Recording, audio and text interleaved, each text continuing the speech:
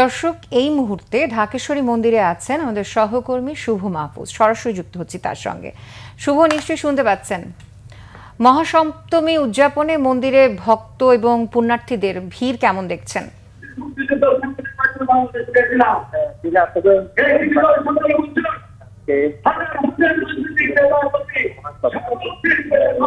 সকালে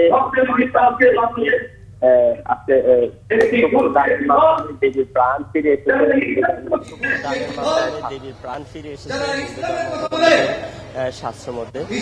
এরপর থেকে বিভিন্ন সময় সকাল থেকে দুপুর থেকে মন্দিরে এখানে ভিড় জমাচ্ছেন এবং তারা তাদের যে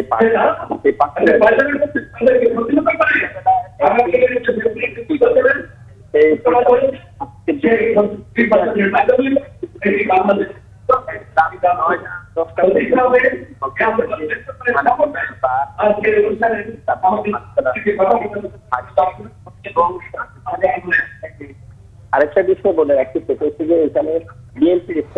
বিষয় বলে রাখি সেটা হচ্ছে যে এখানে বিএনপির স্থায়ী কমিটির সদস্য সালাউদ্দিন আহমেদ এসেছেন কিছুক্ষণ আগে। তিনি মূলত এই পূজা মণ্ডপ পরিদর্শন করবেন। এছাড়া এই মন্দিরে যাতে বিশৃঙ্খলা না হয়, যে কোনো পরিস্থিতি এড়ানোর জন্য আইন শৃঙ্খলা রক্ষাকারী বাহিনীর সদস্যদের পাশাপাশি পুলিশের পাশাপাশি সেনা সদস্যরা এবং বিজিবিও রয়েছে।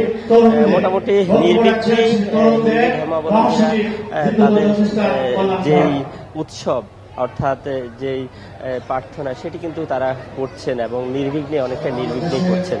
আমরা দেখতে পাচ্ছি যে মন্দিরে যে প্রতিমাটা আশপাশে সবাই এসে কিন্তু জড়ো হচ্ছেন। তারা কেউ ছবি তুলছেন, কেউ প্রার্থনা করছেন বিশ্ব শান্তির জন্য, পরিবারের শান্তির জন্য, নিজেদের শান্তির জন্য তারা প্রার্থনা করছেন। মোটামুটি ঢাকেশ্বরী মন্দিরের আজকে মহাসপ্তমীর যে আমেজ, সেই আমেজটা কিন্তু আমরা দেখতে পাচ্ছি। বেশ ভক্তদের উপস্থিতি এখানে রয়েছে।